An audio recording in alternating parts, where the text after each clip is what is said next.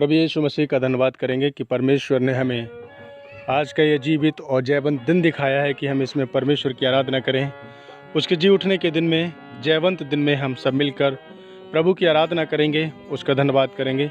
भजन गाकर हम परमेश्वर के दास के साथ प्रभु की महिमा करेंगे। उसके बाद परमेश्वर के वचन को देखकर फिर धन्यवाद करेंगे हम कि किस रीति से परमेश्वर ने प्रभु यीशु मसीह के द्वारा हमारे अपराधों को अपने ऊपर उठा लिया और क्रूस पर चढ़ गया। हमें उसे धन्यवाद करना है। तुम जगत की ज्योति हो, तुम धरा के चमक भी हो। तुम जगत की ज्योति हो, तुम धरा के चमक भी हो। तुमको पैदा इसलिए किया, तुमको जीवन इसलिए मिला। तुमको पैदा इसलिए किया, तुमको जीवन इसलिए मिला। उसकी मर्जी कर सको सदा। तुमको पैदा इसलिए किया, तुमको जीवन इसलिए मिला। उसकी मर्जी कर सको सदा। तुम जगत की ज्योति हो, तुम धरा के चमक भी हो। तुम जगत की ज्योति हो, तुम धरा के चमक भी हो।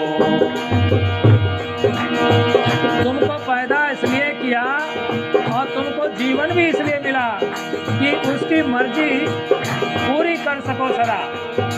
हमारे जीवन का मकसद कोई और नहीं है, प्रभु की मर्जी को पूरा करना है। प्रभु यीशु मसीह ने कहा, मैं इसलिए आया हूँ कि परमेश्वर की इच्छा पूरी करूँ। अब कोई जन ऐसा यहाँ नहीं बैठा है जो परमेश्वर की मर्जी के बिना इस संसार में आया है। उसकी इच्छा पूरी करें।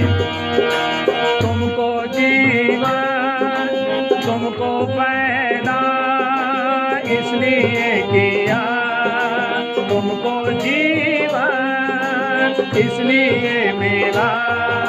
तुमको पैदा इसलिए किया, तुमको जीवन इसलिए मिला। उसकी मर्जी कर सको सदा। तुम जगत की ज्योति हो, तुम धरा के चमक भी हो।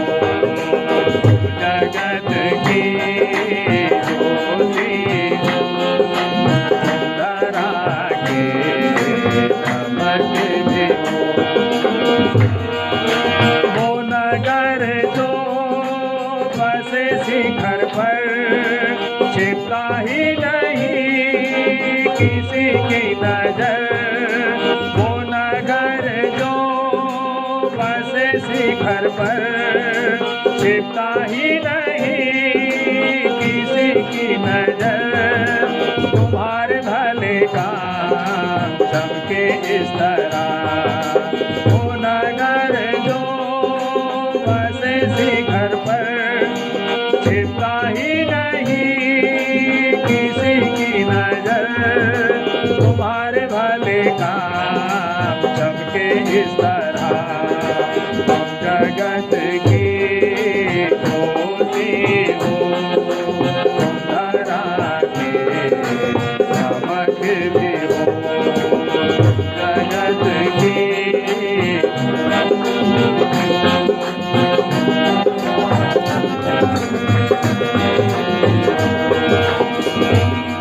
वो नगर जो बसे शिखर पर, छिपता ही नहीं किसी की नजर। तुम्हारे भले काम चमके इस तरह। जो बुराई से छुड़ाकर प्रभु भलाई के जीवन में लाया है, भले काम प्रकट होना चाहिए। ऐसा नहीं कि कोई हमारी बुराई कर रहा तो उसकी बुराई में हम भी लग जाएं, कोई लड़ाई झगड़ा कर रहा तो हम भी लड़ने को लग जाएं। प्रभु के नाम से बढ़िए और हमारे इस तरीके से भले काम प्रभु की महिमा के लिए प्रकट होने पाए। तीसरा अंतरा, पड़ोसी से प्रेम तुमने सुना है, दुश्मनों से प्रेम मेरा कहना है। पड़ोसी से प्रेम तुमने सुना है, मेरा कहना है, अभी तुम संतान परमेश्वर समान। पड़ोसी से प्रेम तुमने सुना है, मनों से प्रेम मेरा कहना है, तभी तुम संतान परमेश्वर समान। तुम जगत की ज्योति हो, तुम धरा के नमक भी हो। तुम जगत की ज्योति हो, तुम धरा के नमक भी हो। आँख के बदले आँख बुराई का सामना है, पूरो दूसरा घात सह लो सब अन्याय। आँख के बदले आँख बुराई का सामना है, फेरो दूसरा घात सह लो सब अन्याय। ऐसा जीवन पिता को भाता है। आँख के बदले आँख बुराई का सामना है, फेरो दूसरा घात सह लो सब अन्याय। ऐसा ही जीवन पिता को भाता है।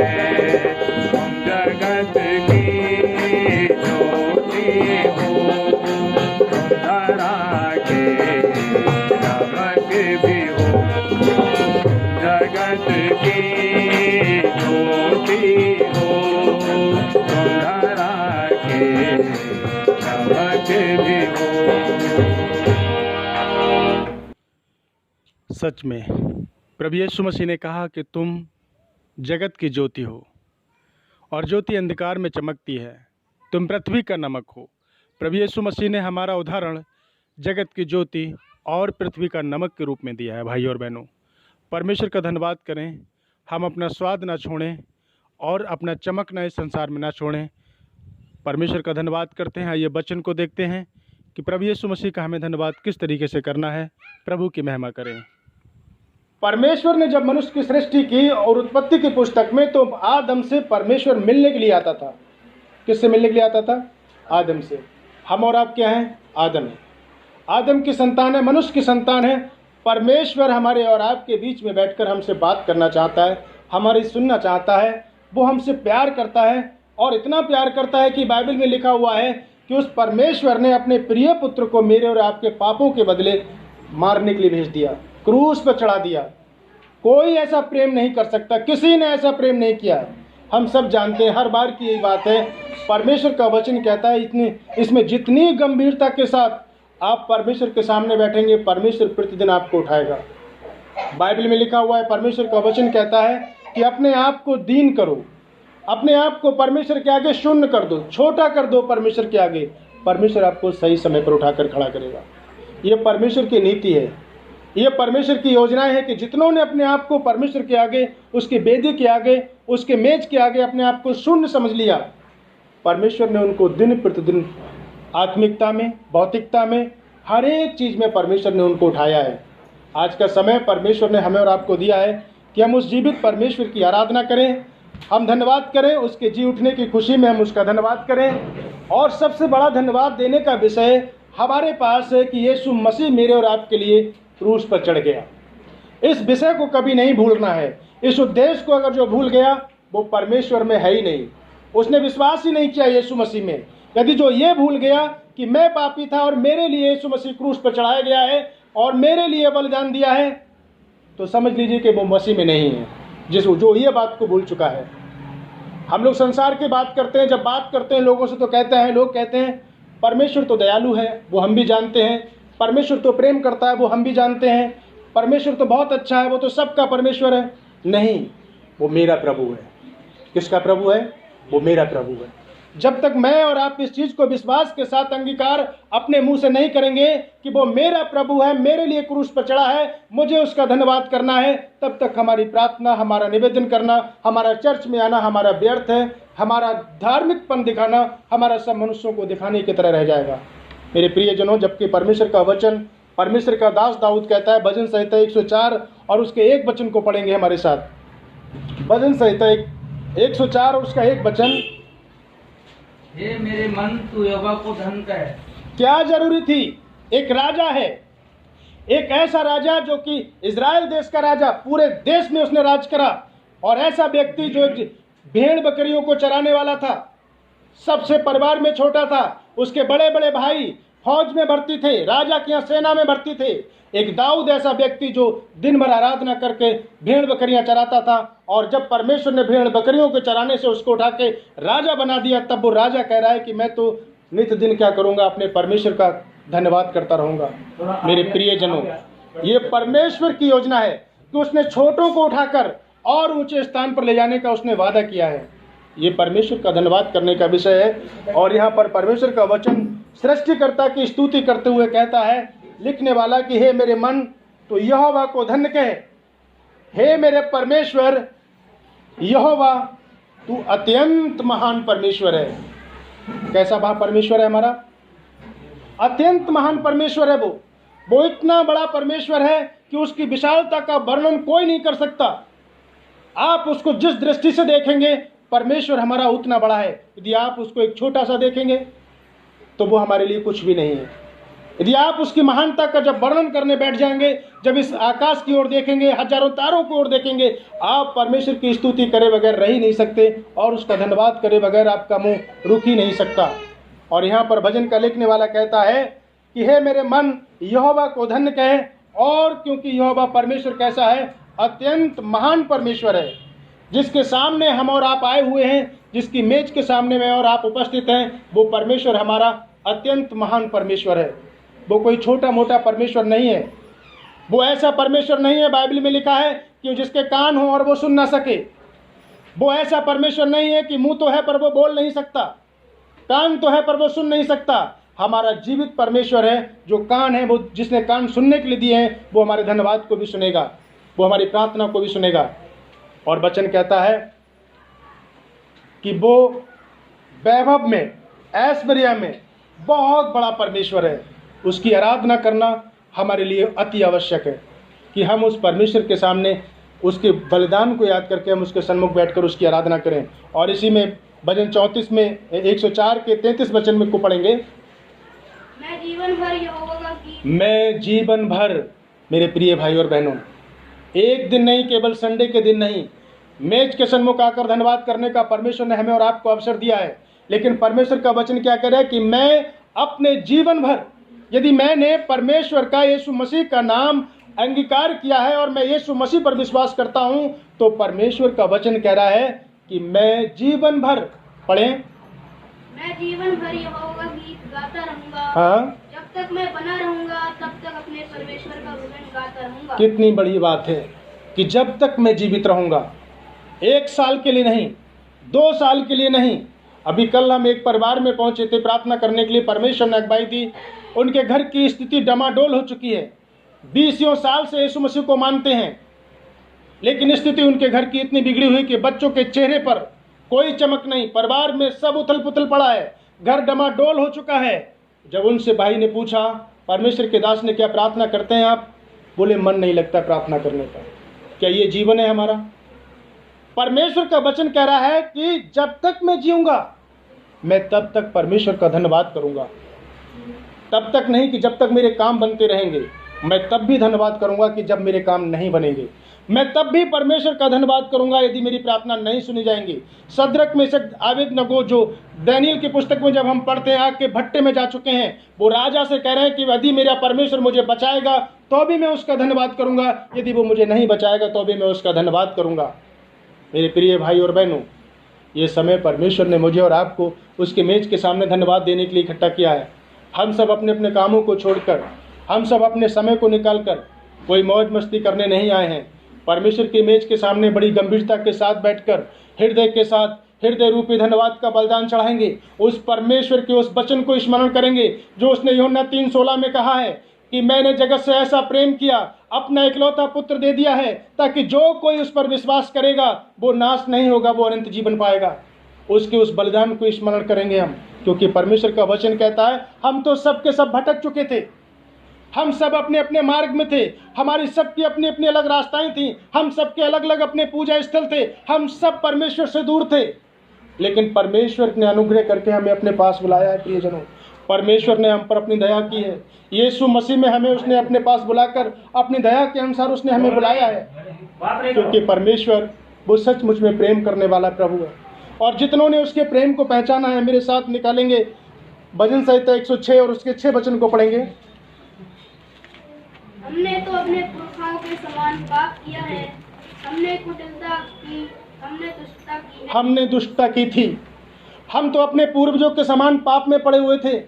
कौन है ऐसा जिसने अपने जीवन को ये अंगीकार करके परमेश्वर के सामने बैठा हो कि हम तो अपने पूर्वजों के समान, हम अपने बाप दादाओं के समान पाप में पड़े हुए थे, हमारी कोई पहचान नहीं थी कि जब तक हम प्रभु यीशु मसीह में नहीं आए थे। परमेश्वर का वचन कह रहा है 106 उसके 6 वचन में कि हमने तो सब ने अपने पूर्वजों के समान पाप किया, हम सब भटक गए थे, हम सब ने कुटिलता की, हम सब ने परमेश्वर को दुख दिया, हम सब ने परमेश्वर को क्रोध दिलाया, हम सब अपने पिता को भूल गए, लेकिन उसने अनुग्रह किया। परमेश्वर का वचन कहता है उसके उस क्रूस के बलिदान को याद करें, उसके मेज के सन्मुख उसका धन्यवाद देने का हमारे पास सबसे बड़ा रीजन है। परमेश्वर का वचन कहता है ईसाया 53 में, मेरे साथ ईसाया की पुस्तक उसका 53 अध्याय निकालेंगे और उसके 12 वचन तक पढ़ेंगे। 5 से पढ़ेंगे हम, ईसाया 53 5-6 से। परंतु वो हमारे ही अपराधों के कारण बेधा गया, जिसकी मेज के सामने हमें और आप हैं। जिस यीशु मसीह में आपका विश्वास है, जिस यीशु मसीह को और आपने जाना है, जिस यीशु मसीह को क्रूस पर चढ़ाया गया, वो मेरे और आपके अपराधों के लिए चढ़ाया गया था। उसका कोई दोष नहीं था, उसने कोई पाप नहीं किया था, वो निष्कलंक मेमना था, उसने कोई अपराध नहीं किया था, वो मेरे पापों के लिए क्रूस पर चढ़ाया गया, वो मेरे लिए कुर्बान हुआ। उसको कोई आवश्यकता नहीं थी कि वो मनुष्यों से प्रेम करे, लेकिन हम सब उसकी संतान हैं, इसलिए परमेश्वर ने हमसे प्रेम किया और उसने उस प्रेम के कारण अपने प्रिय पुत्र यीशु मसीह को कलवरी क्रूस पर चढ़ा दिया। मेरे भाई और बहनों, ये वो परमेश्वर है, अनंत प्रेम करने वाला परमेश्वर है। और ईसाया कहता है कि हम सब के सब भटक गए थे, जैसे भी भजन 106 उसके 6 वचन में पढ़ा कि हमारे पूर्वजों से हम पाप करते चले आए हैं, हमें अपने पापों पर पश्चाताप होना चाहिए। परमेश्वर के मेज के सामने हम आए हैं, गिड़गिड़ा के पश्चाताप के साथ हम परमेश्वर का धन्यवाद करें, उसके उस क्रूस पर बलिदान को हम स्मरण करें, याद करें उसका, परमेश्वर का उस बलिदान, क्योंकि वचन कह रहा है कि हम तो सब के सब क्या थे, अपराधों में गिर चुके थे। पढ़ेंगे वचन को। परंतु वो हमारे अपराधों के कारण घायल किया गया, वो हमारे अधर्म के कामों के कारण कुचला गया, वो हमारे अधर्मों के कारण कुचला गया है। प्रियजनों, जिसकी यादगार में हम और आप बैठे हुए हैं, वो कोई मामूली व्यक्ति नहीं है, वो कोई ऐसा परमेश्वर नहीं कि जो हमें अनदेखा कर दे। उसने मत्ती 28 उसके 20 वचन में वायदा किया है कि देखो मैं जगत के अंत तक सदैव तुम्हारे साथ रहूँगा। गंभीरता से जिसकी वजह से आप आए हैं, जिसके वजह से आपने अपने परिवार में दुख उठाया है, जिसके वजह से आप लोगों में तिरस्कार किए गए हैं, जिसके कारण आप नामधराई सुनते हैं, वो यीशु मसीह, वो जीवित परमेश्वर है। मेरे प्रिय भाई और बहनों, परमेश्वर का वचन कहता है कि परंतु वो हमारे ही अपराधों के कारण घायल किया गया था क्रूस पर, वो हमारे ही अधर्म के कामों के कारण कुचला गया था और हमें शांति देने के लिए उस पर ताड़ना पड़ी थी, हमें और आपके परिवारों को कुशल देने के लिए, हमारे और आपके परिवारों को आशीष देने के लिए, हमें और आपको चंगाई देने के लिए, हमारे और आपके अपराधों को उठाने के लिए वो क्रूस पे चढ़ाया गया था। इसलिए हम जीवन भर उस परमेश्वर का धन्यवाद करें, उसके मेज के सामने उसका हम धन्यवाद करें, अपने पापों को याद करते हुए कि मैं कैसा पापी था, मैं कैसे गाली देने वाला व्यक्ति था, मैं कैसी बुरी सोच रखने वाला व्यक्ति था, मैं कैसे अपराध में घिनौना जीवन जीने वाला व्यक्ति था। मेरे परमेश्वर ने मेरे अपराधों को अपने ऊपर उठा लिया, उसने मुझे क्रूस पर चढ़ने से बचा लिया, उसने मुझे नाश होने वाले दंड से बचा लिया और मेरे सारे अधर्मों को उसने अपने पीठ पीछे फेंक दिया है। इसलिए हम उसके मेज के सामने धन्यवाद करें। प्रिय भाई और बहनों, उस परमेश्वर की आराधना करें, क्योंकि वही एक परमेश्वर है जो हमारे और आपके अपराधों को उठाकर वो क्रूस पर चढ़ गया था। कोई और नहीं था, कोई और ऐसा परमेश्वर नहीं जो कि क्रूस पर चढ़ गया हो। उसने मेरे और आपके अपराधों के कारण वो क्रूस पर चढ़ाया गया है। इसलिए उस परमेश्वर को हम स्मरण करेंगे, उसका धन्यवाद करेंगे। इसलिए भजन लिखने वाला कहता है कि मैं जीवन भर अपने परमेश्वर का धन्यवाद करूंगा। बिना उसके प्रेम को समझे आप उसका धन्यवाद नहीं कर सकते, आप उसकी आराधना नहीं कर सकते हो। क्योंकि बाइबल में लिखा है जो मसीह से प्रेम करते हैं वो उसकी आज्ञा का पालन करेंगे, उसको समझने का प्रयास करेंगे। क्यों? क्योंकि परमेश्वर वास्तविक प्रेम करने वाला परमेश्वर है। और वो गंभीरता के साथ कहता है आज आपसे कि मैं तुम्हारे ही अपराधों के कारण क्रूस पे चढ़ा हूँ, और जो मेरे पीठ पर कोड़े खाए गए थे वो सिर्फ तुम्हारे और मेरे अपराधों के कारण था। इसलिए मैं उस परमेश्वर का धन्यवाद करूँगा, इसलिए उसकी आराधना करूँगा। आप सोचिए कि जब कोई व्यक्ति गुनाह करता है, जब कोई व्यक्ति पुलिस के द्वारा पकड़ा जाता है, क्या पुलिस उसके साथ नरमाई बरतती है? क्या कोई अपराधी को जब पकड़ता है पुलिस तो क्या उसके साथ कोई नरमाई बरती जाती है? उसको डंडों से पीटा जाता है, उसको कोड़ों से पीटा जाता है, उसको जेल भेजा जाता है। हमारे और आपके अपराध जो हम परमेश्वर के विरोध करते चले आए थे, हमें और आपको क्या ताड़ना मिलनी चाहिए थी? लेकिन उस यीशु मसीह ने मेरे और आपके अपराधों को मिटाकर मेरे और आपके अपराधों को उसने धो डाला और हमें नया जीवन का मार्ग दिया है। उस परमेश्वर का हम धन्यवाद करें। इस कारण मैं वचन पढ़कर परमेश्वर का धन्यवाद करने की ओर आप लोगों को लेकर जाऊंगा, ताकि आप परमेश्वर की आराधना करें, उसका धन्यवाद करें। ईसाया 53 और उसके 12 वचन को पढ़कर हम प्रभु के सामने अपने पापों को मानकर, अपनी गलतियों को मानते हुए उस मेज के सामने हम परमेश्वर का धन्यवाद करेंगे। उसके बलिदान को हम स्मरण करेंगे कि उसने कैसे मेरे और आपके लिए बलिदान सहा है, मेरे और आपके लिए उसने क्रूस पर जान दी है। ये उसकी यादगार में मेज लगाई गई है। प्रभु ने कहा मेरे स्मरण में तुम यही किया करना। मेरे प्रिय और भाई बहनों, यदि मसीह का प्रेम आप में नहीं जाग रहा है, यदि मसीह का प्रेम आपके अंदर नहीं है, आपका मुंह नहीं खुलेगा धन्यवाद के लिए। यदि परमेश्वर ने आपको छुआ है, यदि आपको ये लग रहा है कि मैं पापी था और मेरे अपराधों को प्रभु यीशु मसीह ने मिटा दिया है, आपका मुंह धन्यवाद देने के लिए खुल जाएगा। आप परमेश्वर के सामने नम्र हो जाएंगे, आप टूट जाएंगे प्रभु के सामने, आप गिड़गिड़ाने लगेंगे प्रभु के सामने कि प्रभु सच में मैं पापी था और तूने मेरे अपराधों को मिटा दिया, मैं तेरा धन्यवाद करता हूँ। ईसाया 53 उसके 12 वचन को पढ़ेंगे। जिस कारण मैं उसे महान लोगों के संग भाग दूंगा और वह सामर्थियों के संग लूट बांध लेगा, क्योंकि उसने अपना प्राण मृत्यु के लिए उड़ेल दिया। वह अपराधियों के संग गिना गया तो भी उसने बहुतों के पाप का बोझ उठा लिया और अपराधियों के लिए विनती करता रहा। अपराधियों के लिए विनती करता रहा। मेरे प्रिय भाई बहनों, क्या कितने लोग इस चीज़ को मानते हैं कि यीशु मसीह ने उनके पापों को क्षमा किया था? अगर आपको परमेश्वर का वचन छू रहा है तो आप अपने हाथों को उठाकर अंगीकार करिए। आपको लग रहा है कि आपके पापों को परमेश्वर ने माफ़ किया है, आपको छुआ है परमेश्वर ने, आप परमेश्वर का धन्यवाद देंगे, परमेश्वर की आराधना करें। क्योंकि परमेश्वर का वचन कह रहा है कि इस कारण परमेश्वर को, जब यीशु मसीह ने मेरे और आपके अपराधों को क्रूस पर लेकर चढ़ गया, जब उसने मेरे और आपके लिए अपने प्राणों को क्रूस पर दे दिया, जब मेरे और आपके पापों के कारण वो क्रूस पर मारा गया, तब पिता परमेश्वर ने उसको इतना महान कर दिया कि उसको ऐसा नाम दे दिया कि जो सब नामों में श्रेष्ठ नाम था। आज तक कभी आपने उसके नाम से लोगों को भीख मांगते नहीं देखा होगा। वो ऐसा अनंत और महान परमेश्वर है। और परमेश्वर का वचन कह रहा है कि इस कारण मैं उसे अति महान करूंगा लोगों के संग। उसने अपना प्राण मृत्यु में उंडेल दिया है, मृत्यु के लिए उसने अपना प्राण उंडेला। वो अपराधियों के संग गिना गया तो भी उसने बहुतों के पापों को क्या कर लिया, क्रूस पर उठा के चढ़ गया। मेरे प्रिय भाई और बहनों, हम उस परमेश्वर का धन्यवाद करने आए हैं जिसके लिए वचनकार कहता है कि मैं हर समय परमेश्वर का धन्यवाद करूंगा, क्योंकि वो अति महान परमेश्वर है, वो अति करुणा में परमेश्वर है। उस परमेश्वर ने मेरे और आपके अपराधों को उठाकर क्रूस पर चढ़ गया है, बलिदान दिया है। उसके मेज के सामने हम परमेश्वर का धन्यवाद करें, क्योंकि वो मेरे और आपके कारण मारा गया है। उस परमेश्वर ने हमें जीवन दिया है, हमारे लिए एक उद्देश्य दिया है कि हम उसके सन्मुख आकर हम उसकी आराधना करें। परमेश्वर इन वचनों पर पढ़े और सुने जाने पर हम सबको आशीष दे। सभी को जय मसीह की।